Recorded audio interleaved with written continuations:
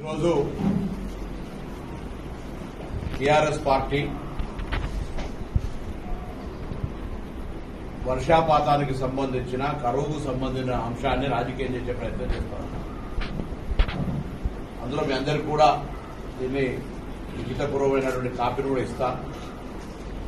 2022 సంవత్సరం లోపల వర్షపాతం ఏంటి, 2023లో డిసెంబర్ కంటే ముందు మీరు అధికారంలో ఉన్ననాడు పడ్డ వర్షాపాతం ఏంది, దేని ప్రభావం వల్ల ఈరోజు మార్చిలో ఏప్రిల్లో ఇబ్బంది వస్తూ ఉంది అనే అంశం ప్రజలకు చెప్పాల్సిన అవసరం మా మీద ఉంది. నేను కరువుకు టీఆర్ఎస్ కారణం అంటలే, కరువుకు కాంగ్రెస్ కూడా కారణం కాదు. మేము వచ్చి డిసెంబర్ 3 తర్వాత వర్షాకాలం వర్షాకాలం రాలే. మీ సీజన్లోనే మీ ఉన్న కాలంలోనే వర్షాపాతం తక్కువ కావడం వల్ల ప్రకృతి నేచర్ దాన్ని కూడా రాజకీయం చేసే ప్రయత్నం చేస్తూ ఉన్నారు. ఇది దురదృష్టకరం. అందులో అనుభవం ఉన్నటువంటి మంత్రిగా హరీష్ రావు గారు ఇవాళ మాజీ మంత్రి కాగానే వాస్తవాలకు విరుద్ధంగా మాట్లాడడం అంటే పొరపాటు. దాని తర్వాత వర్షం కూడా ఎప్పుడు మీరు తెలుసు, గతంలో 5-6 సంవత్సరాలకు ఒకసారి ఈ ప్రకృతి పరమైన ఇబ్బంది వస్తుంది. అరేబియా సముద్రంలో ఉన్నటువంటి ఆ యొక్క పరిస్థితుల ప్రభావంగా దాని టెక్నికల్ లాంగ్వేజ్ డొనినో అనేటువంటి వర్షాపాతానికి సంబంధించిన 4 రోజులనే మొత్తం దానికి సంబంధించిన సంవత్సర వర్షాపాతం పడ్డట్టు కామన్ వర్షపాతం మినిమం వర్షపాతం రీచ్ అవుతుంది. కానీ ఎప్పుడైనా గ్రౌండ్ వాటర్ పెరగాలన్నా, డ్రైన్ అంతా ఎక్కడికక్కడికి కాలువలలో నీళ్లు రావాలన్నా 2020 కావచ్చు, 21 కావచ్చు, 22 లోపల ఆ విధంగా పడ్డాయి. Above 1000 rainfall. మనం 798 నేచురల్ రెయిన్ఫాల్ ఉంటే 1000 చిల్లర మిల్లీమీటర్ల రెయిన్ఫాల్ పడ్డది. సో దానివల్ల అన్ని రకాల సక్రమంగా జరిగింది. మొన్నటిసారి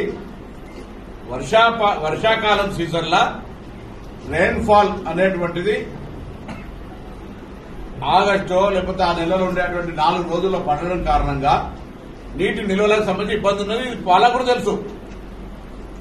ఇలా ఆ అంశాన్ని వదిలిపెట్టి ప్రాజెక్టుల పేరు మీద ప్రాజెక్టుల ఇవాళ కూడా కాంగ్రెస్ మేనేజ్మెంట్ చేయడం వల్లనే రైతాంగానికి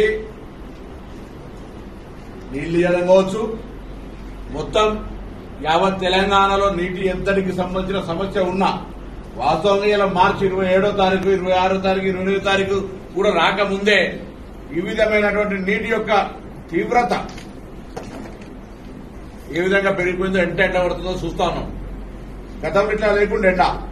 సో ప్రకృతి అనేటువంటిది రాజకీయ పార్టీని చూసో వ్యక్తులను చూసో వచ్చేది కాదు. దాన్ని కూడా రాజకీయం చేసేటువంటి విధంగా దానికి సంబంధించిన విషయం చెప్తాను. రెండోది, ఇలా మేము ఒక డిమాండ్ చేస్తున్నాం. మేము చాలాసార్లు అయిపోయినా మళ్ళీ కూడా చెప్తా ఉన్నాం. డబల్ బెడ్రూమ్లు కట్టిన ఇళ్లల్లో ఊర్లలో మీరు ఓట్లాడుకోరు. గతంలో మేము ఇందిరమ్మ ఇళ్లు కట్టిన కాడ మీరు ఓట్లాడుకోరు. ఇలా మీరు అడుగుతున్నారు, రైతు బంధు ఇచ్చిన వాళ్ళను కాంగ్రెస్ ఓట్లాడుకుంటుంది హరీష్ రావు గారు, రైతు బంధు ఇయ్యని వాళ్ళని అలా అడుగుతూ ఉంటారు. ఎస్, 5 ఎకరాల లోపున్నోళ్లకు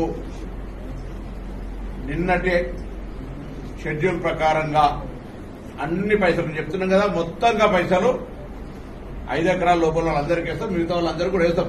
ఇది పరిక్రమణ. మీరు ఆ డేట్స్ కూడా ఇస్తా.